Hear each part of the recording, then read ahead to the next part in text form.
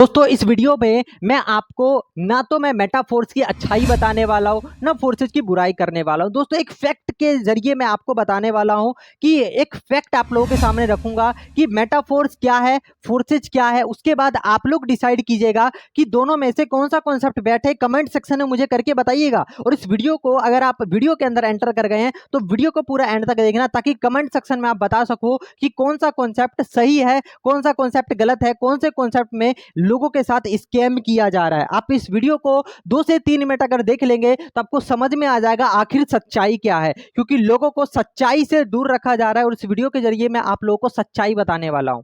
दोस्तों सबसे पहली चीज समझिए, मेटाफोर्स के अंदर कंडीशन से भरा हुआ बिजनेस है। ठीक है, पहला कंडीशन क्या है? पहला कंडीशन यह है ऑटो अपग्रेडेशन का कंडीशन। मतलब कि आपकी मर्जी के बिना, जी हां, आपकी मर्जी के बिना आपके नेक्स्ट लेवल को अपग्रेड किया जाएगा आप ही के इनकम से। क्या दोस्तों ये सही है? बिल्कुल नहीं है सही, क्योंकि दोस्तों फोर्सेज जो बिजनेस है वो इंडिपेंडेंट बिजनेस है। जब हम लोग ने इस बिजनेस को ज्वाइन किया था, फोर्सेज नामक बिजनेस को ज्वाइन किया था, तो हमने इसलिए इस बिजनेस को ज्वाइन किया था क्योंकि इसके अंदर हम लोग इंडिपेंडेंट हैं। हमारे ऊपर कोई बंदी से कोई लगाने वाला, कोई कंडीशंस लगाने वाला कोई व्यक्ति नहीं है। लेकिन दोस्तों मेटाफोर्स के अंदर क्या होता है, आपका जो पैसा होता है ऑटोमेटिकली जाके नेक्स्ट स्लॉट अपग्रेड कर देगा। फॉर एग्जांपल आप यहां पे देख सकते हैं, जैसे कि दोस्तों अगर मैं मेटाफोर्स के अंदर होता और यही $160 मेरा 2 बार भरता तो ऑटोमेटिकली ये पैसा मुझे नहीं मिलता। जैसे कि मैंने यहां पर मान लीजिए 12,000 रुपए स्लॉट पे लगाए, इससे मुझे 24,000 की अर्निंग हुई। अब मैं इसे फोर्सेज के अंदर हूं तो मैंने इसे अपने बैंक में ले लिया। अब मेरी मर्जी है, मैं अगला 300 बाद जो 25,000 रुपए का स्लॉट है वो मैं अपग्रेड करूं या ना करूं, वो मेरी मर्जी है, मेरे ऊपर डिपेंड करता है, मेरी कंडीशनों के ऊपर डिपेंड करता है। मेरा फाइनेंशियल कंडीशन अलाउ करेगा तो मैं उसको कर भी सकता हूं।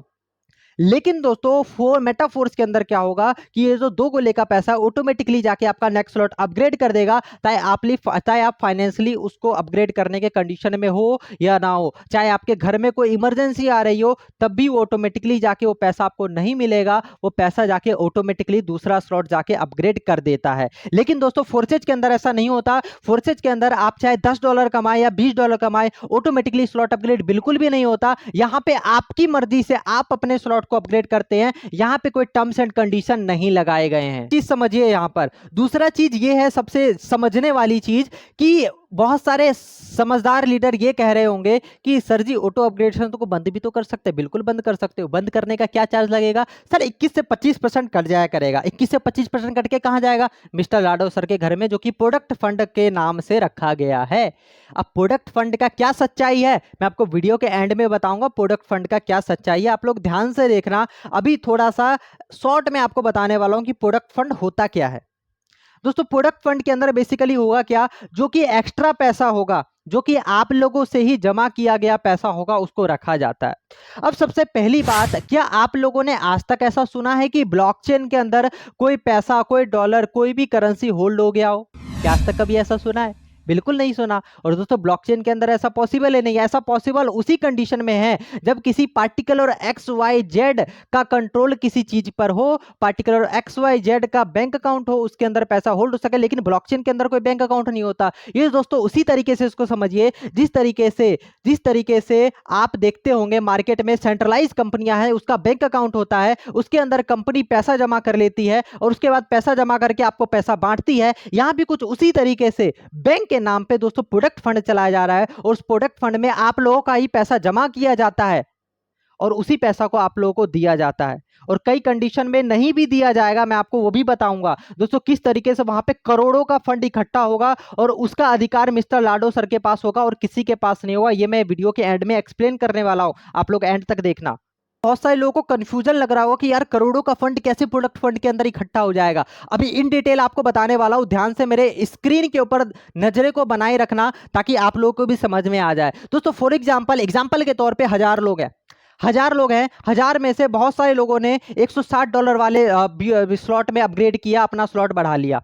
ओके। और उसके बाद उसके अंदर मान लो उसका एक व्यक्ति आया, उसको लगा कि दो व्यक्ति जैसे ही आएगा ऑटो अपग्रेडेशन कर दूंगा, और कई सैकड़ों ऐसे लोग होंगे जिनके टीम से एक व्यक्ति आया, दूसरा व्यक्ति नहीं आ रहा है या कभी नहीं भी आएगा लाइफ टाइम के लिए। दोस्तों वो जो पैसा होगा $160 का, हजारों लोगों का, सैकड़ों लोगों का, वो पैसा किसके खाते में जाएगा? प्रोडक्ट फंड के नाम पे वो पैसा वहां पे जमा हो जाएगा, और उस पैसे का कंट्रोल मिस्टर लाडो सर के पास होगा। और आप लोगों को ये जानना चाहिए कि मिस्टर लाडो सर के आईडी के ऊपर जो इनकम जा रही है, देखिए हर एक व्यक्ति के अपलाइन को एक इनकम जाती है, मिस्टर लाडो सर के आईडी के जो ऊपर जो इनकम जा रही है वो भी इनकम प्रोडक्ट फंड में जमा होगा, वो जो आप लोगों का पैसा है। दूसरी चीज, जो कि आप लोगों का ही पैसा जो कि आपको मिलना चाहिए था, फॉर एग्जांपल आपने किसी व्यक्ति को एक $160 में लगभग 12,000 के स्लॉट में 12,000 रुपए से किसी व्यक्ति को अपग्रेड करवाया, स्लॉट दिलवाया, और उसके बाद वो व्यक्ति किसी भी पहले व्यक्ति को लेके आया, वो 100% इनकम आपको फोर्सेज के अंदर मिल जाता है। आप उसे अपने बैंक में ले जा सकते हो, आप उसे कहीं भी ले जा सकते हो, अपने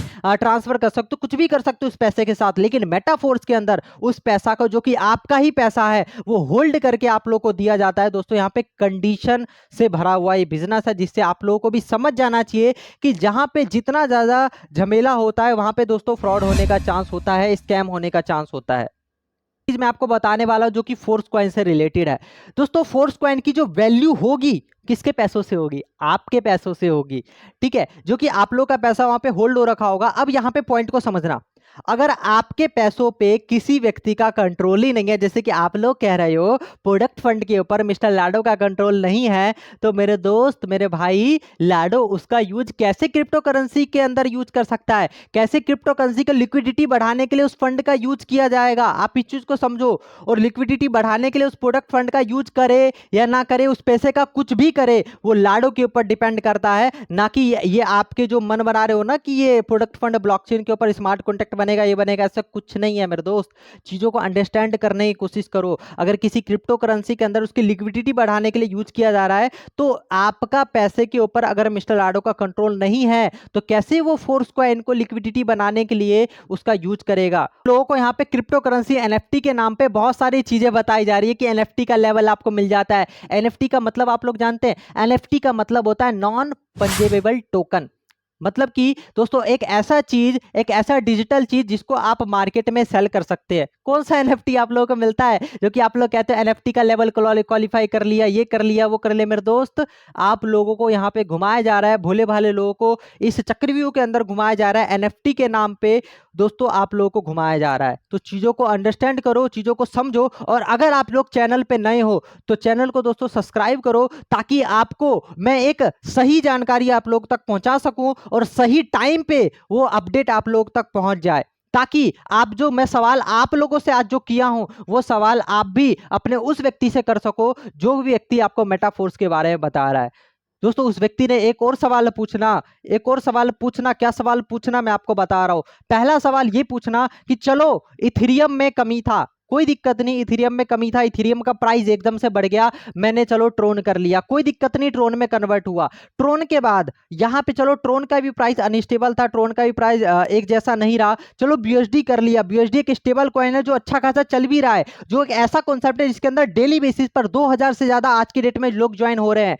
मेरे दोस्त बीयूएसडी के अंदर क्या कमी थी? फोर्सेज बीयूएसडी के अंदर क्या कमी थी जो तुम लोग जाके मेटाफोर्स के अंदर कूद गए? मुझे ये बताओ सबसे पहले, कमी क्या थी उसके अंदर? कोई कमी नहीं थी मेरे दोस्त। लोगों का ये माइंडसेट बन चुका है कि हम किसी भी नए कॉन्सेप्ट के अंदर पहले जाएंगे, फर्स्ट पैसा कमाएंगे, फर्स्ट जाएंगे, फर्स्ट पैसा कमाएंगे। और दोस्तों ऐसे के चक्कर में जिन लोगों के पास टीम होता है ना, वो तो चले जाते हैं, लेकिन उसमें नुकसान होता है आप लोगों जैसे भोले भाले लोगों का, जो कि उनका तो टीम है, वो तो कहीं भी जाएंगे पैसा बना लेंगे, उनका तो 60,000 70,000 का टीम है। लेकिन दोस्तों आप लोगों का तो टीम नहीं है ना, आपका कौन सा टीम है? आप लोगों को तो वहां भी जाके मेहनत करनी पड़ेगी, ज्वाइनिंग लगानी पड़ेगी। जब ज्वाइनिंग लगाओगे लोगों की, जब लोग आपसे सवाल पूछेंगे तुमने फोर्सेस बीएसडी को क्यों छोड़ा, तो क्या जवाब दोगे लोगों को?